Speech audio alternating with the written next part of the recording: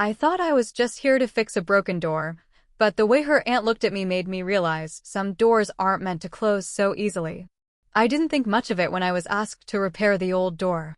Just a small job, something simple to fill an afternoon. The kind of task you do quickly, without expecting anything memorable. But the moment I stepped onto that quiet porch, I felt the weight of time around me. The paint on the wooden railing was faded, the wind carried the scent of earth after a morning sprinkle, and everything about the house whispered of age and history. I knocked, expecting the niece I knew, the one who usually called me for odd repairs.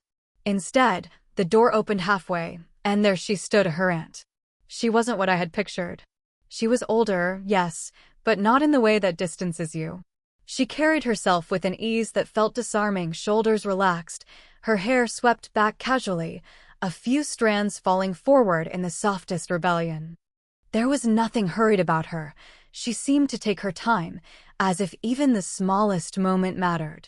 Her eyes, a deep brown touched with warmth, scanned me quickly, and I caught the faintest smile tugging at her lips. "You're here for the door?" she asked, her tone steady, almost amused. I nodded, suddenly aware of how my voice might sound in reply. "Yes, just a quick fix, I think." She stepped aside, gesturing me in, and the air shifted. The faint aroma of brewed tea and lavender filled the hallway. The floorboards creaked under my steps, but she didn't rush me. She moved behind me slowly, her presence quiet yet impossible to ignore. The door in question leaned stubbornly on its hinges, refusing to close properly. I crouched down, pulling out the tools from my bag, the metal clinking softly against each other. Normally, when I work, my focus narrows down to the task: wood, screws, the rhythm of tightening, loosening. But not this time.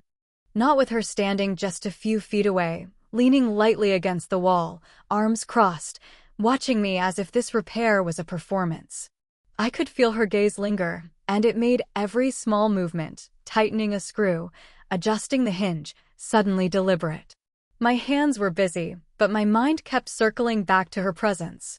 "Been giving us trouble for years," she said after a while, her voice breaking the silence. Funny how such small things, doors, hinges, locks, can make a house feel unsettled. I glanced up at her, caught off guard by the way she spoke, not about the door, not really. More about life, maybe. Her expression was soft, thoughtful, like she was speaking to herself as much as to me. I wanted to answer, but the words didn't come quickly. So instead, I offered a faint smile, and for the first time, she looked directly into my eyes. It was brief, just a few seconds, but long enough for me to feel it, that spark of quiet recognition, the kind that sneaks up on you when you least expect it. The sound of the screwdriver in my hand seemed louder after that. The house felt warmer. And as I bent back to the work, I realized this was no ordinary repair. Something had already begun, something I hadn't seen coming. The tools made their familiar sounds, metal against wood, the steady turn of a screwdriver, the dull thud of a hinge settling into place. Normally, those sounds filled the silence enough for me. But not today. Not with her presence hovering nearby, quiet but impossible to ignore. I was kneeling by the frame when her voice cut gently through the stillness. "Water?" she asked, as if it were the most natural thing. I looked up surprised. She was already holding out a glass, condensation slipping down its sides. The sunlight caught the rim, making the water sparkle like something far more precious than it was. "Thank you," I said, reaching for it. Our fingers touched barely, lightly, but it was enough to send a small jolt through me. Her hand was cool, the glass chilled, while mine was warm from the work. The contrast lingered even after I pulled back, sipping slowly, pretending it was the water that had caught in my throat. She didn't leave after that. She leaned against the doorway, arms folded loosely, watching. Not in a way that made me self-conscious, but in a way that made me feel noticed. "Do you fix things often?" she asked, her head tilted just slightly, the tone carrying more curiosity than politeness. I smiled faintly, setting the glass down beside me. "Now and then. Enough to get by." She nodded, her gaze steady. "So, are you studying or working?" It was such a simple question, yet the way she asked it made it feel heavier, like she actually cared about the answer. I told her about the work I'd been picking up, about how I was still figuring things out. And all the while, she listened, really listened. No distracted glances at her phone, no half-hearted nods. Just her eyes on me, warm and unflinching. I found myself speaking slower, almost unconsciously stretching each word. Not because I needed time to think, but because I didn't want the conversation to end too soon. She laughed once, softly, when I admitted to a clumsy repair I'd done the week before. The sound was low and genuine, filling the hallway with something lighter than air. And then, just like that, she grew quiet again, her smile lingering as if she didn't want to give it away all at once. I bent back to the door, adjusting the hinge, tightening the screws. But her presence followed me. Every time I glanced up, she was there, shoulders relaxed, eyes steady, as though she had nowhere else to be. It struck me how unusual it was. Most people leave you to your work, busy themselves, rush through the small talk. But not her. She stayed. She gave me her attention fully, as though these small exchanges mattered. And with each passing minute, I felt it more. The silence between us wasn't empty. It carried weight, possibility. When I finally looked up again, she was still there, her gaze soft, almost studying me. And I realized I didn't mind at all. In fact, I wanted it. The door was still resisting me, stubborn as ever. I adjusted the hinge again, leaned back, and tested the swing. It moved, but not smoothly. A small sigh escaped me without thinking. "That door's been difficult for years," she said from behind me, her tone softer now. I turned slightly, and there she was, no longer leaning against the wall with her arms crossed, but sitting on the small bench by the hallway window. Her hands rested lightly on her lap, fingers tracing the edge of a bracelet around her wrist. I nodded, crouching back down to check the frame again.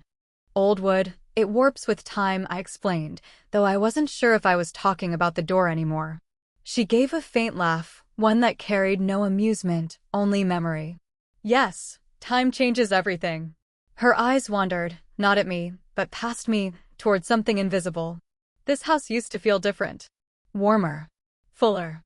But when people leave, her words trailed off, unfinished, and the silence that followed was heavier than before. I straightened slowly, setting the screwdriver aside. The hallway was quiet except for the faint ticking of a clock somewhere deeper in the house. Her expression was calm, but her fingers fidgeted, tugging lightly at the bracelet again. It was such a small detail, but it said more than her words had. I wanted to say something comforting, something light to ease the weight in her voice. But the right words didn't come.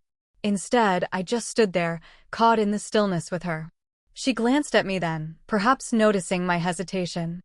And for the first time since I arrived, I saw something in her eyes, a flicker of vulnerability, quickly hidden beneath her composed surface. She was strong, yes, confident, graceful, but beneath it all, she carried a quiet ache. I shifted closer without meaning to, kneeling again by the frame though my hands weren't working anymore. I just needed to be nearer, even if it was only by a few feet. "The door will close right again," I finally said, though my voice was lower, slower. "Sometimes it just takes a little patience." Her lips curved into the faintest smile. "Patience," she repeated, almost like she was testing the word on her tongue. Then she looked away, exhaling softly, as though she was letting go of something heavy, if only for a moment. I returned to the task, but my focus was split. Every sound, the soft rustle of her clothes as she adjusted on the bench, the way her breathing steadied, reached me. The house no longer felt empty. It felt alive in a way I hadn't expected. When I tested the door again, it still wasn't perfect. But she didn't comment. She just sat there, watching, present. And in that quiet, I realized something. I wasn't only fixing her door. I was being let into a silence she didn't share with many people. And somehow, that meant more than words ever could. By late afternoon, the work was nearly done. The stubborn door had finally given in, its hinges tightened, its frame adjusted. I stood back and opened it wide, then closed it again. This time, it moved with ease, no creak, no resistance. Just a smooth, quiet motion. I should have felt satisfied, relieved even. A simple job finished well. But as I packed my tools, sliding the screwdriver and pliers back into the worn bag, a strange heaviness pressed on me. She was still there. Still near. She walked up slowly, her fingertips trailing lightly across the edge of the frame, testing the door in her own way. The gesture was unhurried, almost tender, like she was touching something more than wood. "It's perfect," she said softly, though the words carried more weight than they should have. I nodded, unsure of what to reply. My throat was dry, my hands restless as I zipped the bag shut. The hallway felt too small all of a sudden, the air too thick. This was usually the part where I left, say thank you, step outside, and let the day fade into memory. But I hesitated. She stood by the doorframe, her posture relaxed, but her eyes telling a different story. There was something unspoken in the way she lingered there, as if she wasn't ready for me to go. And yet, my mind pushed back against the pull in my chest. She was older, wiser, someone who carried years of experience I hadn't lived through yet. I was just the one fixing her door. A visitor in her world, not meant to stay. I glanced at her hand resting on the frame. Elegant fingers, nails short and natural. The kind of hand that had held responsibilities, perhaps even burdens, for longer than I could imagine. I wondered what it would feel like to hold it, not by accident, not briefly, but truly, intentionally. But I didn't move. Instead, I cleared my throat, forcing a small smile. It should work fine now. No more trouble closing. She looked at me then. Really looked.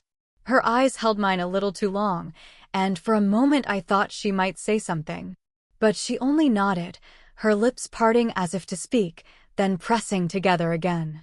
The silence stretched. The air between us felt charged, heavy with words neither of us dared to release. I shifted the strap of my tool bag over my shoulder. My feet carried me a step closer to the exit, but my chest pulled the other way.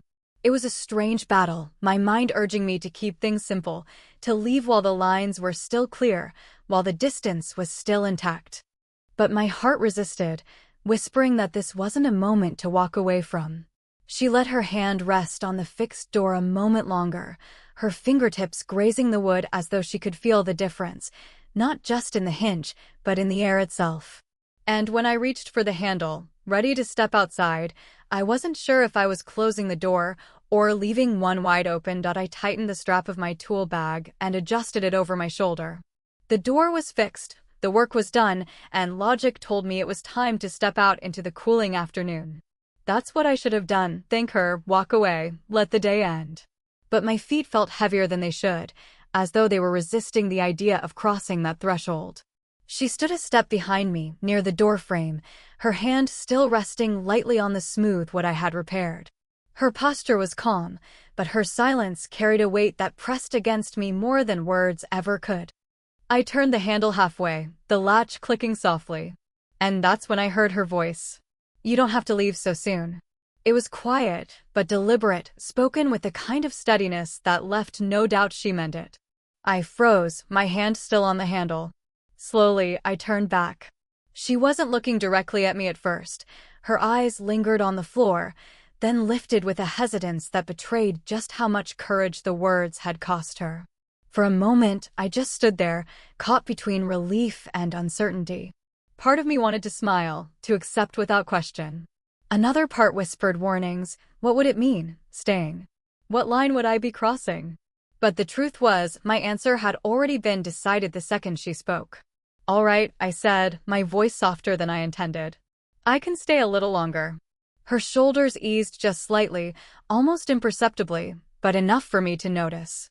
She gestured toward the living room, and I followed, leaving my bag by the door. The room was bathed in warm light from the late afternoon sun, filtering through sheer curtains. Dust particles floated lazily in the golden glow, giving the air a dreamlike stillness. We sat on the couch, close, though not touching. The fabric beneath us was worn but comfortable, carrying the faint scent of lavender and old wood. My knee brushed the edge of the cushion near hers, and though there was space, it felt like no distance at all. At first, we tried conversation. Simple things. The neighborhood. The weather. But the words faded too quickly, leaving silence in their place. And strangely, it didn't feel awkward. It felt charged. Every pause was alive, carrying what neither of us was saying aloud. She tilted her head toward me, her gaze steady. It's been a while since I've had company that stayed. I didn't know how to respond, so I let the truth slip out before I could stop it. I don't mind staying. Her lips curved into the faintest smile, one that lingered longer than it should have. And then she looked away, as if to shield how much that moment meant to her. We sat there, the soft hum of the outside world muffled by the walls, and I realized I wasn't thinking about the door anymore. I wasn't thinking about work or time or reasons to leave. All I could think about was the way her presence filled the space and how desperately I wanted to stay in it. The living room had grown quiet, the kind of silence that doesn't push you away but pulls you closer. The sunlight had shifted lower, washing the walls in amber, softening every edge. I could hear the faint ticking of a clock, steady, unhurried, marking a time that neither of us seemed in any rush to follow. She leaned back slightly, her hand resting on the arm of the sofa. I found myself mirroring her posture, my body turning instinctively in her direction. We weren't touching, not quite, but the nearness was enough to make every breath feel heavier. I shifted, brushing my palm absent-mindedly against my jeans, and felt a sudden sting. I looked down, a small splinter, caught from the repair work earlier, pressed into the skin of my hand. I tried to tug it out with my thumb, but it was too small, too stubborn. "You've got something there," she said quietly, noticing before I could hide it. "It's fine," I muttered, trying again. But she reached over before I could continue. "Let me." Her hand covered mine with a gentleness that made me still instantly. Her fingers were warm, sure, yet delicate as they guided my palm upward. I couldn't move, couldn't speak. All I could do was watch the calm focus in her eyes as she leaned closer. Her thumb brushed against the inside of my hand, searching. The touch was light, barely there, but it set off something I couldn't contain. My breath caught. Every nerve seemed to lean toward that single point of contact. "There," she whispered when she found it. Her nails pinched delicately, pulling the splinter free. She held it up with a small smile, then brushed her thumb gently over the skin where it had been, as if erasing the sting entirely. Her hand lingered on mine far longer than necessary. Neither of us moved to break the contact. I looked up, and she was already watching me. Her eyes were steady, searching, and for the briefest moment, it felt as though everything else, the room, the ticking clock, the fading sunlight, fell away. We sat like that, caught in a silence that carried more weight than words ever could. Her perfume reached me then, soft, floral, almost nostalgic, like the faint memory of a summer evening long ago. My pulse quickened. My lips parted, but no words came. Her hand was still on mine, thumb resting lightly against my skin. If I had closed the distance, leaned forward even slightly, I knew she wouldn't have pulled back. But I didn't. Neither of us did. The air between us trembled with what could have been, what both of us knew lingered unspoken. And still, we stayed where we were, suspended in that fragile, almost sacred pause. Finally, she exhaled softly, letting her hand slip away, though her fingers brushed mine one last time as they left. The loss of contact was immediate, sharp, leaving behind an ache that wasn't painful, but undeniable. We both looked away then, pretending to notice the light fading outside, the shadows lengthening across the room. But the truth was simple. Something had already happened, even without words, even without action. And it was something neither of us could undo. The evening had crept in without either of us noticing. The amber light in the room was fading into a softer gray, the kind that carries the quiet promise of night. The air felt still, almost reluctant to let the moment end. But eventually, reality pressed its way back in. I shifted slightly on the sofa, clearing my throat. "I should probably gather my things." She nodded, though the way her eyes lowered told me she wasn't ready for it either. Still, she didn't protest. I stood slowly, almost reluctantly, and crossed back toward the hallway where my tool bag waited near the repaired door. She followed at a slower pace, her footsteps soft against the wooden floor. I bent to lift the bag, the weight familiar in my hand, but what wasn't familiar was the heaviness in my chest. I had fixed the door. That was supposed to be the end. And yet, I couldn't shake the feeling that something had only just begun. She stood close now, her shoulder almost brushing mine. The faint warmth of her presence reached me even before her voice did. "Thank you," she said quietly. I looked at her, ready to give the usual polite reply, but the expression on her face stopped me. Gratitude, yes, but something else too. Something softer, deeper, unspoken. The repaired door loomed between us, a symbol of closure. And yet, when she lifted her hand and rested it gently on my arm, it felt less like an ending and more like the opposite. Her touch was light, but deliberate. "You're welcome back anytime," she added, her tone steady, though her eyes betrayed a hint of hesitation, as if she was afraid of giving away too much. I held her gaze, and for a moment, everything else disappeared. The doubts, the questions, the lines I wasn't sure we should cross, they all blurred in that instant. But instead of leaning into it, instead of breaking the fragile boundary that still held us apart, I only nodded. "I'd like that." The silence that followed was thick with possibility. She smiled then, a small, private smile, not forced, not polite. The kind of smile that said she understood, that maybe she felt it too, even if neither of us dared to name it yet. I reached for the door handle, testing it one last time. It opened smoothly, quietly, without resistance. No creak, no protest. Just an easy motion. I stepped halfway through, the cool evening air brushing against my face. But before leaving, I turned back once more. She was still standing there, framed in the warm light of the house, her hand resting gently against the repaired wood. Her expression wasn't sad. It wasn't certain either. It was something in between, a look that promised this wasn't the end, even if neither of us could say when or how the next chapter would unfold. And as I walked away into the twilight, I realized the truth. I had come to fix a door that wouldn't close.